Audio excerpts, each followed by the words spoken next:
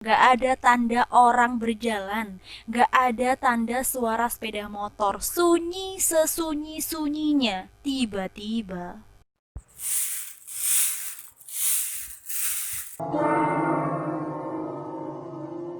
Halo Rek, welcome back to Vimis Juror. Vimis Jurcol Horror. By the way, aku akhir-akhir ini lagi suka banget baca tweet horor dari Twitter. Nah, kali ini aku mau bacain salah satu tweet horor berdasarkan kisah nyata dari akun @heita.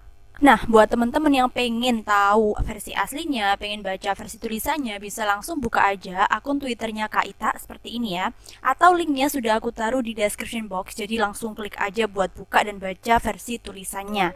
Nah, sebagian besar dari kisah ini dialami sendiri oleh Kak Ita ya. Ingat, cerita pengalaman horor hanya akan menjadi suatu hal yang sulit kalian percayai sebelum kalian mengalaminya sendiri. So, gak usah kakek ngomong, siapkan nyali dan cerita dimulai dari sini. Kak Ita, atau yang selanjutnya kita panggil Itak aja mungkin ya. Itak mulai kuliah di Malang tahun 2013. Namun seperti biasanya, demi keamanan dan juga nama baik bersama, maka beberapa nama tempat dan juga institusi harus disamarkan. Karena nggak punya kerabat di Malang, si Itak ngekos. Awalnya, Itak ngekos di sebuah pemukiman padat penduduk. Namun, beberapa bulan kemudian, Cika, yang merupakan kawannya si Itak saat SMA tuh ngontak si Itak ya kan, bilang kalau misalkan Cika itu baru aja pindah di sebuah kos yang dekat dengan kampusnya Itak. Cika ngundang si Itak untuk main kosannya dia. Nah, yang perlu digarisbawahi di sini adalah kosan Cika namanya adalah Kos Putri A15. Untuk diketahui saja, lokasi kos Putri A15 ternyata nggak jauh dari kosan si Itak yang lama, kosannya yang ada di pemukiman penduduk tadi ya kan. Si Itak cuma perlu jalan kaki sekitar 30 menit maka dia udah sampai di kos Putri A15. Kos A15 ini letaknya berada di sekitaran SMA, SMK, kantor, bahkan kampus. Namun walaupun dia itu kayak di Kupeng, kalian ngerti di Kupeng, kayak diselimuti gedung-gedung kayak gitu tuh lingkungannya tetap asri. Rasanya tuh sejuk, nyaman, terus juga situasinya itu sunyi, sepi. Pokoknya pas banget lah buat ditempatin mahasiswa gitu. Terus juga banyak pohon-pohon gede di sekitaran jalan, ada rumah-rumah lawas. Pokoknya mantep banget lah ya kos A15 ini kayaknya. Kosannya ini pun menghadap langsung ke sebuah hutan kota X.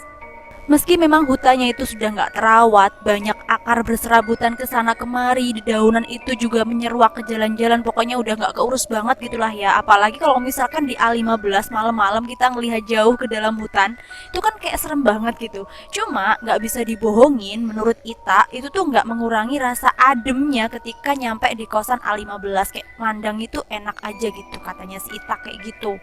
Jadi kayak emang suasananya kos A15 sesejuk itu, senyaman itu. Aku pribadi nggak tahu ya, ini tuh lokasinya di mana, apakah bener nama kosannya itu kos A15 atau enggak, aku juga nggak tahu. Yang jelas, ini tuh terjadi di Malang gitu kan. Aku pernah jadi mahasiswa, aku pernah ngekos, jadi kayak aku bayangin ini tuh ngekosnya itu ada ke hutan, kemudian banyak pepohonan, banyak rumah-rumah lawas, apalagi lokasinya di Malang. Yahut banget tuh, pasti keren banget tuh lokasinya. Dan ya ceritanya 30 menit berlalu si Itak sampai di kos A15. Tadi dia kan mikir dari depan tuh kan kelihatannya kayak indah, sejuk, damai gitu kan. Cuma si Itak nggak bisa berbohong ketika dia tuh nyampe di halaman kosan itu. Kemudian dia melihat pohon beringin yang ukurannya nggak terlalu besar. Cuma akar-akar gantungnya menjuntai kemana-mana itu. Ya pasti bakal ngeri banget. Apalagi kalau misalkan malam-malam tahu akar gantung tuh kayak ketiup angin tuh pasti udah ngeri banget kan. Di sisi lain ada lingkaran pohon bambu di sudut halaman juga mengitari kolam gitu yang mana tengah-tengah itu ada pancuran air keran yang nggak bisa dipakai. Tak lama, Ita langsung mengirim pesan melalui BBM kepada Cika bilang kalau misalkan dia itu udah ada di bawah, minta tolong buat dibukain gerbang. Oh Ita, bentar, seru Cika dari balik jendela lantai 2 yang kemudian ia langsung turun ke bawah buat bukain gerbang untuk si Itak. He kosmu kok suangar yo, gede nemen, arek piro sing muni? Piro yo? Titik kok. Ake kamar sek kosong. Untuk informasi lagi, kos Cika, kos A15 ini sangat sangat luas menurutku ya sebagai mantan anak kosan. Terus gaya bangunannya tuh masih klasik, jadi kayak sebagian besar terbuat dari kayu. Kayak kalian paham gak sih kalau misalkan ada tembok, terus lantainya dari kayu, kemudian tangannya dari kayu, paham gak sih? Ya pokoknya itulah ya, ada tembok terus masih ada kayu-kayunya tuh loh, kayak zaman-zaman dulu gitu loh, jadul-jadul gayanya kan, keren banget.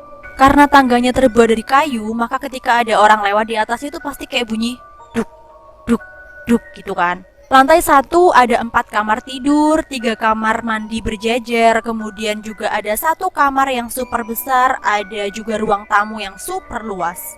Sedangkan di lantai 2 terdiri atas 2 kamar tidur ukuran biasa, 1 kamar tidur ukuran ekstra, juga terdapat balkon yang digunakan sebagai tempat jemuran oleh anak-anak kosan A15.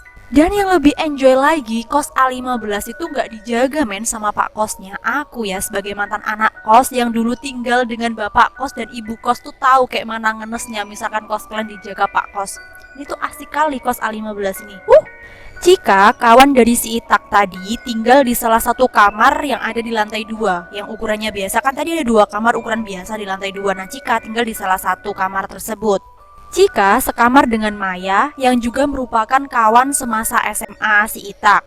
Setelah kunjungan pertama, Itak jadi sering banget mengunjungi kos A15. Mungkin karena dia kecanduan kali ya, soalnya kan dia suka dengan hawa sejuknya, dengan sunyinya, dengan ademnya, kayak gitulah mungkin. Sampai kemudian saat dia berkunjung ke kos A15, dia bertemu dengan Mbak Nisa yang merupakan senior dia di salah satu UKM.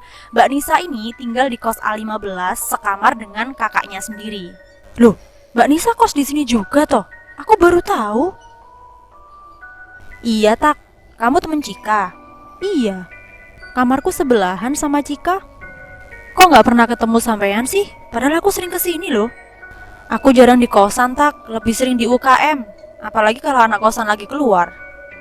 Oh, enak ya kos di sini? Enak-enak serem.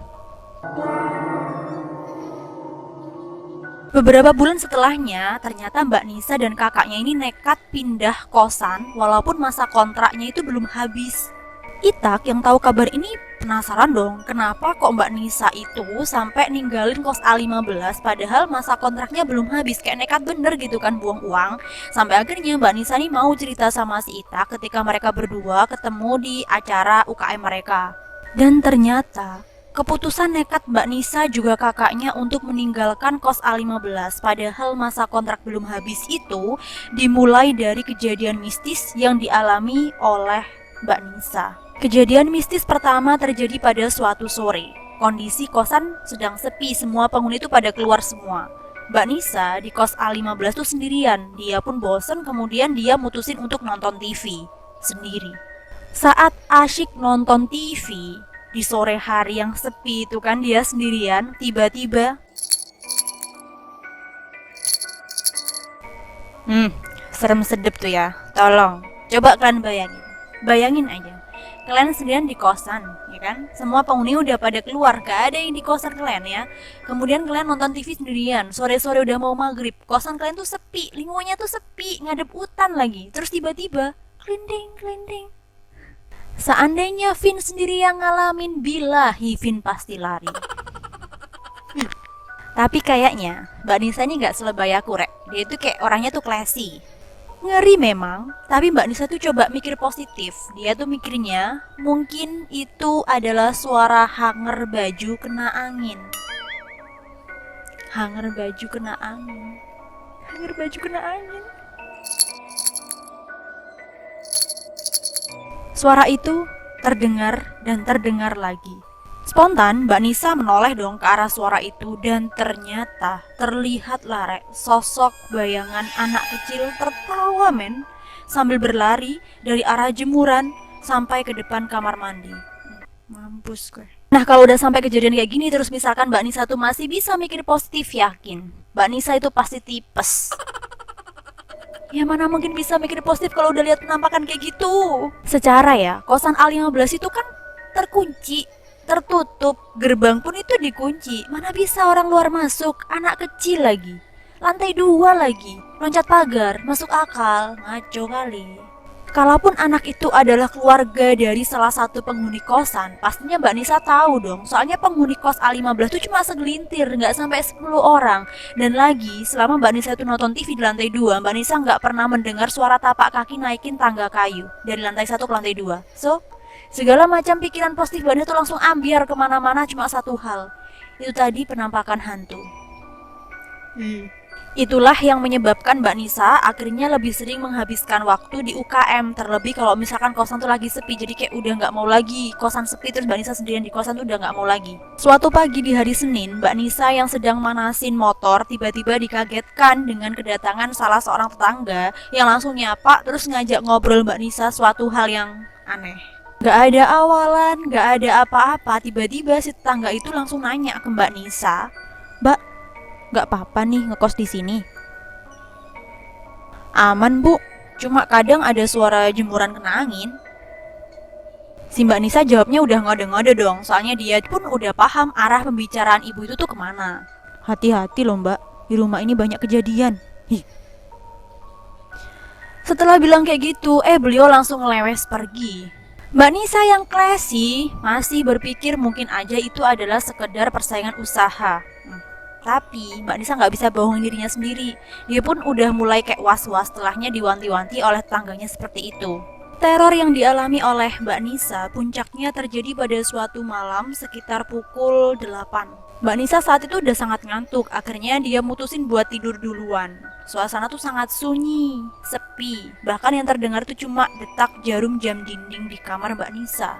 Beberapa menit setelah rebahan, Mbak Nisa ini kayak masih setengah sadar, bahasa Jawane ku rib-rib ya rek yo. Masih rib-rib kayak gitu. Mbak Nisa tuh ngerasa kayak ada yang gak nyaman gitulah. Saat Mbak Nisa membuka matanya, langsung terlihat ada sosok laki-laki hitam pekat sedang bersender di lemari tepat di samping kasur Mbak Nisa. Jadi kayak misalkan Mbak Nisa tuh tidur, ada sosok laki-laki di samping sini. Loh.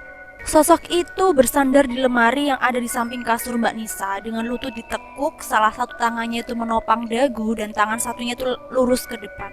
Like ini nih. Mbak Nisa yang ketakutan langsung membeku. Dia berusaha untuk merem sampai akhirnya dia berhasil dan dia memang tidur. Malam itu dia bisa tidur akhirnya. Cuma pagi harinya dia langsung demam. Jadi boso Jawa nerek yo, paling Mbak Nisa iki sawanan. Sejak saat itulah, karena merasa sangat-sangat terganggu, akhirnya Mbak Nisa dan kakaknya nekat meninggalkan kos A15 walaupun masih tersisa beberapa bulan masa kontraknya. Gak peduli dia uang hilang, pokoknya dia jangan sampai diganggu lagi gitu, paling mikir mereka ya. Singkat cerita, seperti yang aku bilang sebelumnya, bahwa sejak awal si Ita ini sudah jatuh cinta dengan kenyamanan dan ketenangan yang ditawarkan secara alamiah oleh lingkungan kos A15.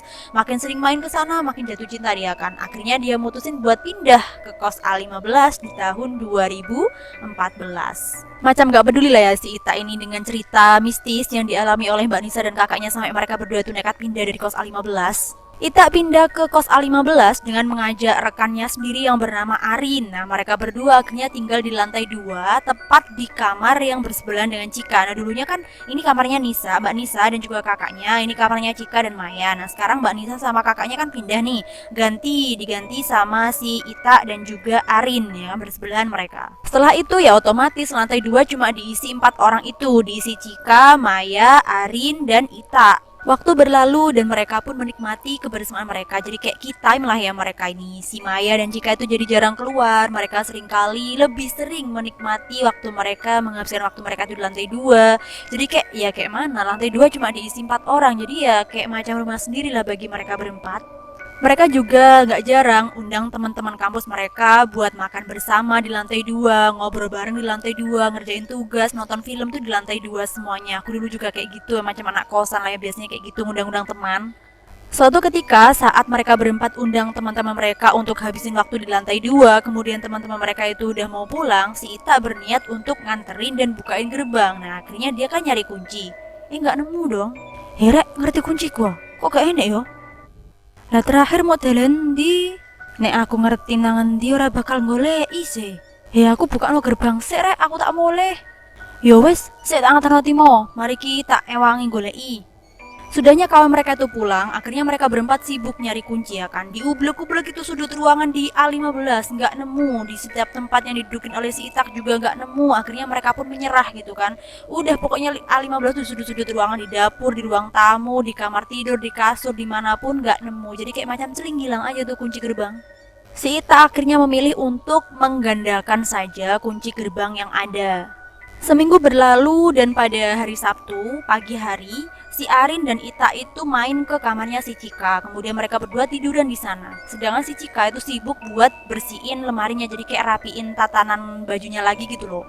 Namun tiba-tiba, "Hei Tak, kuncimu." Cika serta-merta ngelempar itu kunci kepada Ita sambil bilang kayak gitu. "Loh namun dendi ki?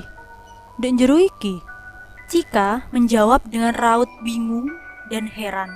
Sempat terdiamlah beberapa saat tuh kan mereka berempat. Mereka nebak segala kemungkinan yang bisa menjelaskan kayak mana bisa kunci itu ditemukan di celana yang gak pernah dipakai sama si Cika. Bahkan celana kusut itu letaknya ada di bagian paling bawah. Logikanya, kayak mana bisa kunci yang awalnya dipegang oleh si Ita terus tiba-tiba bisa masuk ke dalam lemari, apalagi masuk ke saku celana yang gak pernah dipakai, letaknya di paling bawah tumpukan pakaian. Tapi daripada mereka tuh mikir kemudian gak nemu jawaban, akhirnya mereka tuh kayak ya udah sih biarin aja, yang penting kuncinya udah ketemu dan gak dipakai orang jahat. Mereka mikirnya kayak gitu. Singkat cerita, Ita dan Arin akhirnya sudah tinggal di A15 terus selama beberapa bulan. Makin nyaman dirasa karena kayaknya gangguan tuh semakin lama semakin hilang. Mereka berdua, Maya dan Cika, juga makin akrab dengan penghuni kos A15 yang lain, yang mana dia tinggal di lantai bawah, namanya Monska. Monska adalah penghuni lama. Nah, karena mereka udah makin akrab, makin dekat, akhirnya mereka sering ngobrol dong. Biasalah ya anak kosan kalau ngobrolin apa sih? Kalau aku sama si Ita ini kayaknya sama ya. Kalau aku sendiri tuh selain ngobrolin orang lain, aku juga ngobrolin hantu. Nah sama nih kayak si Ita dan penghuni A15. Mereka ngumpul, mereka ngomongin kejadian-kejadian janggal yang pernah mereka alamin di A15. Saat ngobrol itu, Monska bilang bahwa awal-awal dia tinggal di kos A15, dia juga pernah diganggu. Ita sempat terkejut awalnya karena bagi dia Monska itu adalah orang yang cuek, kayak macam gak nyangka aja orang cuek bisa diganggu tuh ya, pikirnya Ita tuh kayak gitu. Monska bilang pengalaman mistis pertama kali yang dia alami di kos A15 itu terjadi pada saat malam Jumat. Malam Jumat. Waktu itu si Monska lagi seneng-senengnya baca novel Sherlock Holmes. Karena si Monska ini keasikan baca novel sampai-sampai dia itu nggak sadar, tiba-tiba waktu udah tengah malam dia masih terjaga baca novel itu. Tiba-tiba terdengar sayup-sayup suara gamelan. Suaranya terdengar jauh, namun semakin lama semakin dekat. Bayangin kalian Bayangin aja dulu, kalian baca novel, malam-malam, tengah malam, udah sepi, tolong. Terus tiba-tiba kalian kedengar suara gamelan. Kalau aku ya, langsung ku tarik selimut, langsung ku lempar novelku, nggak usah baca-baca novel tengah malam. First thing first, nggak mungkin kan itu adalah acara penduduk sekitar kosan. Kalaupun iya ada hajatan, kuda lumping misalkan ya, main gamelan malam-malam. Kenapa kok baru kedengaran di tengah malam? Kenapa nggak dari tadi aja? Gak masuk akal. Menurut Monska, suara gamelan itu baru berhenti pada pukul 3 pagi. Woi, 3 jam siapa itu yang pesta woi? Setelah itu hampir setiap malam Monska selalu mendengar suara gamelan. Sampai-sampai Monska itu udah gak takut lagi, udah gak ngegubris, udah biasa, udah EGP selalu kayak gitulah. Sampai akhirnya si Monska gak ngedenger itu lagi dan kemudian Monska udah merasa nyaman awalnya. Sampai suatu malam, gak ada tanda orang berjalan, gak ada tanda suara sepeda motor, sunyi sesunyi-sunyinya. Tiba-tiba